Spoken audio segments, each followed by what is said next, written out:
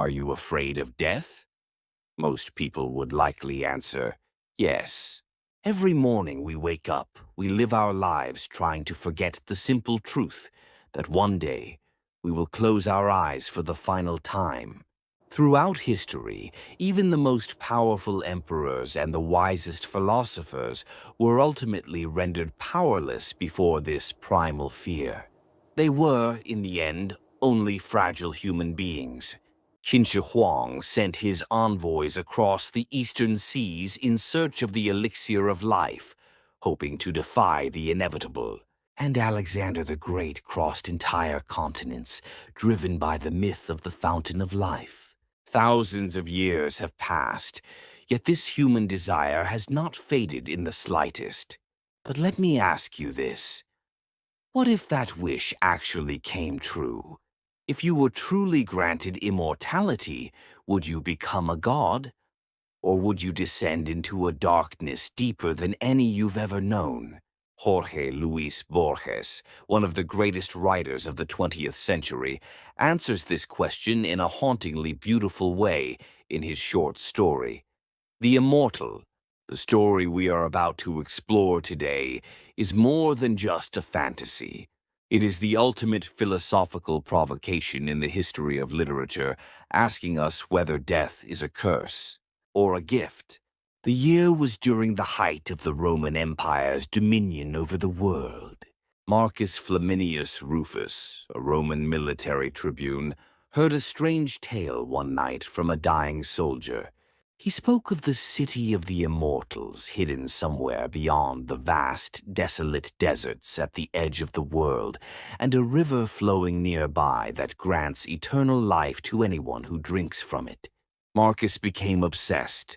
He knew that honor, power, and even the emperor's favor were nothing but a handful of dust before the face of death, and so he abandoned everything and set out into the desert. The journey was hell from the very beginning. His men fell one by one, the water ran dry, and the sun beat down without mercy. At the brink of death, Marcus finally reached a river and drank. When he opened his eyes, the city of the Immortals finally stood before him. But it was no paradise. The city was suffocatingly massive and elaborate, yet at the same time utterly grotesque. It was a monument of impossible scale, but it lacked any sense of human warmth or welcome. There were hundreds of doors that led nowhere. Staircases rose into the empty air without exits, and pitch-black rooms were tangled like a chaotic labyrinth. It was a structure without purpose, without beauty, and without order. Marcus realized then this was not built by design. It was merely piled up over infinite time by beings who had no reason to create anything meaningful. After all, if you live forever, there is no need to ever finish anything of significance. Under the shadow of the colossal city, Marcus discovered other beings. They were humans, huddled in mud pits like beasts. They were silent, never looking at one another, their vacant eyes fixed only on the empty sky. They did not eat, did not move, and seemed to want for nothing. Marcus despised them. How wretched it was, he thought, to possess eternal life only to live as a mindless animal.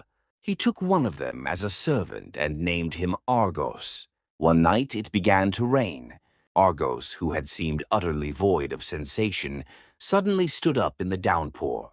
He spread his arms wide toward the heavens. From his eyes something flowed. It was impossible to tell if it was rainwater or tears. In that moment, Marcus felt a shiver of dread. He realized that Argos already knew the words he had been speaking to him. When Marcus recited lines of epic poetry in the ancient tongue, the creature understood. The language of Homer was alive within him. That barbarian was Homer himself. The great poet who birthed the very dawn of human literature with the Iliad and the Odyssey lay there in the mud, stripped of both speech and emotion after thousands of years. This was the true face of immortality, to learn and forget every language, to feel and exhaust every emotion, and to harbor, then hollow out every thought until nothing remains. Immortality does not purify the human soul. It slowly, agonizingly erases what it means to be human. Borges asks us, why is immortality a disaster? The first reason is the dilution of fate. Our lives are precious precisely because things might happen, or they might not. The people we meet, the decisions we make, the courageous words we speak, they shine only because our time is finite. But if you live forever, if you are given infinite time, every coincidence eventually becomes an inevitability. Borges' line, "In time every man becomes all men," is not a romantic thought, it is a horror. It is the terror of your unique existence being erased by the weight of eternity. The second reason is the extinction of value. Without death, today's choices lose their meaning. Sacrifice carries no weight. Even love cannot burn as intensely as it does now if there is no parting, no end. When Marcus set out to find the river of death after centuries of living, it wasn't an escape. It was a desperate return to being human. And finally, he drinks the water. A sharp stone scrapes his hand and blood begins to flow. It is the first time he has bled in hundreds of years. Looking at that crimson light, he feels a surge of pure ecstasy. He feels it with his entire being, the ability to be wounded, the capacity to wear away that is the only true evidence of being alive. We live in an era that craves longevity more than any other.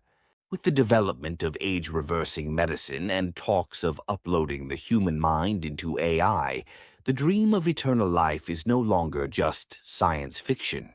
The human desire for immortality is perhaps even more burning now than it was in the time of Marcus. But Borges and countless classics before him knew the answer long ago. Death is by no means a curse. The warmth you feel when you hold a loved one's hand today, the simple taste of a long-awaited meal, the profound relief of lying down after a grueling day, these things are precious for one reason alone, because one day these moments will never come again. It is our finitude that gives weight to every second of our lives. We are finite because we die. And because we are finite, every single moment becomes a one-time miracle. Please do not take the person beside you or the fact that you are alive today for granted. For even Homer, when he forgot this truth, was no longer a poet.